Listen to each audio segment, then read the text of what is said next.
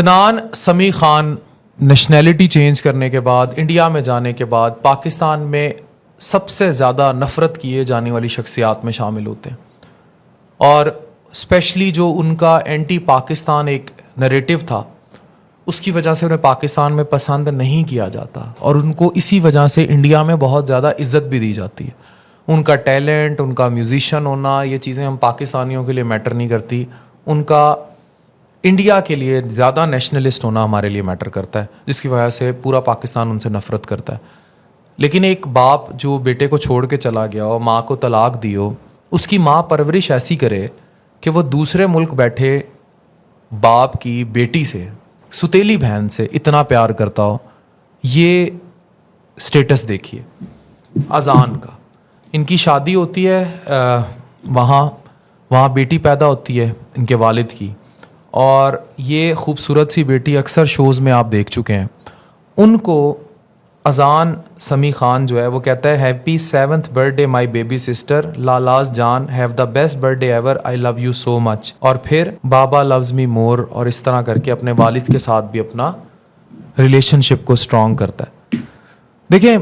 زندگی میں بہت سارے اتار چڑھاؤ آتے ہیں، میں نے درجنوں واقعات پاکستان میں ایسے دیکھ چکا ہوں، کتنی خواتین میرے کلینکس میں پریزنٹ کرتی ہیں، کتنے ڈاکٹرز کو میں جانتا ہوں جن کی طلاقیں ہوئیں اور اس کے بعد ان کی بیگمات نے بچوں کی خاطر اتنا بلیک میل کیا، وہ بدلہ وہ ایکچولی اپنے پارٹنر سے لے رہے ہوتے ہیں، یا وہ عورت سے بچے لے کر چلے جاتے ہیں، یا بچے مرد سے چھین لیے جاتے ہیں، جبکہ اولاد کی پرورش جو ہے وہ سانجھی کی جاتی ہے۔ میں اگر پاکستان میں ہوئی بیسٹ ڈائیورسز کی مثال دوں تو اس میں ایسے ایسے نام ہیں، ایسے ایسے چہرے ہیں، جیسے شہروز اور سارہ یوسف کو دیکھ لیں، انہوں نے اپنی بیٹی کو کو پیرنٹ کیا ہے۔ ہمارے ہاں یہ کانسیپٹ ہی نہیں ہے۔ آج اگر آپ چلے جائیں پاکستان کی ڈومیسٹک کورٹس میں تو آپ کو اندازہ ہوگا کہ کس طرح ہمارے ڈومیسٹک کورٹس میں کتنے واقعات ایسے ہیں جو بچوں کی چھینا جھپٹی اور بچوں کی لڑائی پر بیس ہیں، کہ کس طرح ہم نے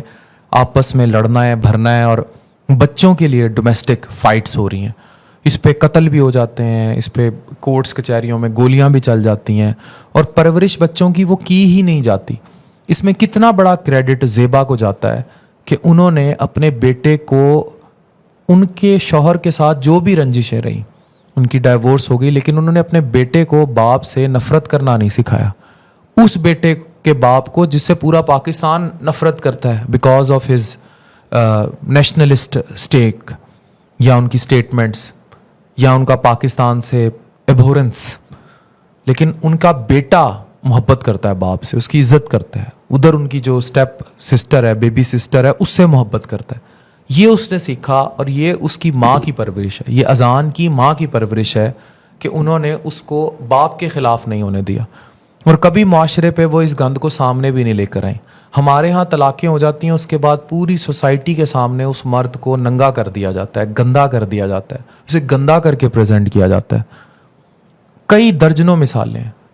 ابھی فیروز خان کی مثال سامنے ہے، کس طرح سوسائٹی اس کو ٹرول کرتی رہی۔ ضروری نہیں ہوتا کہ جب کہیں طلاق ہو یا گھر ٹوٹے تو اس کا ذمہ دار مرد ہی ہوتا ہے۔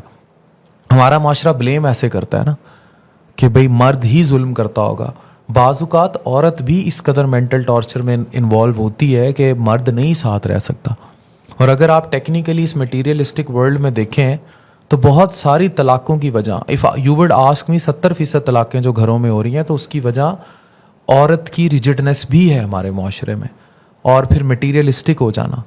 اور درجنوں ایسی طلاقیں ہیں۔ لیکن ان طلاقوں کا جو بھگتنا پڑتا ہے وہ اولاد اور بچوں کو پڑتا ہے، اور اگر ماں اپنی نفرت کا بدلہ، یعنی کہ ظاہر ہے اس کے ساتھ نہیں رہا، اگر اپنی نفرت کا بدلہ اولاد کے اندر باپ کے خلاف زہر انجیکٹ کر کے، یا باپ ماں کے خلاف زہر انجیکٹ کر کے کرے گا تو کتنی برائی آئے گی۔ مرد اور عورت کسی بھی طلاق میں ایکول شریک ہوتے ہیں، جتنا قصور مرد کا ہوتا ہے اتنا ہی عورت کا ہوتا ہے۔ کسی جگہ پہ مرد زیادہ قصوروار ہوگا، کسی جگہ پہ عورت زیادہ قصوروار ہوگی، اور آج کل کے مٹیریلسٹک دور میں مرد بھی انوالو ہے، لیکن عورت کی بھی بہت بڑی انوالومنٹ ہے۔ پرانے 30 سال پہلے معاشروں میں عورت کی طلاق کے اندر ڈائریکٹ اتنی انوالومنٹ نہیں ہوتی تھی، لیکن اب عورت کی انوالومنٹ طلاق میں بہت زیادہ ہے۔ چاہے خواتین کے، مجھے پرسوں ایک خاتون مل کر گئیں، ان کا میں کوئی ڈسکلوئر نہیں کر رہا. وہ یہ کہنے لگیں ان کا شوہر انہیں طلاق دے چکا تھا, بچہ تھا, اس نے قطعی طور پر اس کو اس کی پرواہ نہیں تھی. اس کا ایک پرانا عشق تھا جو 3 سال پہلے کھو گیا ہوا تھا, اور 3 سال سے اس کا کوئی کانٹیکٹ نہیں تھا اس سے, اور وہ اس کی بات مجھ سے بار بار کر رہی تھی کہ میں سوتے اٹھتی ہوں تو میرے دل کی دھڑکن تیز ہو جاتی ہے, وہ شخص میرے ذہن سے ہی نہیں نکل رہا. تو یہ جو میں آپ سے کہتا ہوں نا کہ کھویا ہوا عشق عورت ہی نہیں بھولتی, تو اب it doesn't come in extra marital definition اور اینی تھنگ, لیکن اس کا گھر برباد کر گیا اس کا عشق, یا اس کا وہ جو فوبیا تھا. تو ہمیں یہ سوچنا پڑے گا اب اس میں طلاق میں اگر اب اس کا جو بھی بچہ یا بچی ہے وہ اس کو باپ کے خلاف بھر کے خراب کر دے, تو پھر جو اولاد ہوگی وہ کتنی بڑی سفرر ہوگی. تو جب میرے سامنے اذان کی یہ پوسٹ گزری اور میں نے جب اس کی لائف اسٹڈی کی, it's something amazing example in front of our society کہ پورا پاکستان بھی اگر آپ کے باپ سے نفرت کر رہا ہے, تو اگر ماں تربیت کر دے تو بیٹا باپ سے نفرت نہیں کرے گا, چاہے اس نے ماں کے ساتھ جتنا مرضی برا کیا ہو. That's the crux of the story. طلاقیں ہوتی ہیں, گھر ٹوٹ بھی جاتے ہیں, سارا کچھ ہے, اولادوں پر ان کے امپیکٹس نہیں آنے چاہیے. ہمارے ڈومیسٹک کورٹس, ہمارے سول کورٹس ایسی لڑائیوں سے بھرے پڑے ہیں جہاں عورتیں اسپیشلی مردوں سے بدلہ لیتی ہیں, اور ایون مرد اولاد چھین کے عورت سے بدلہ لیتے ہیں. Thank you very much.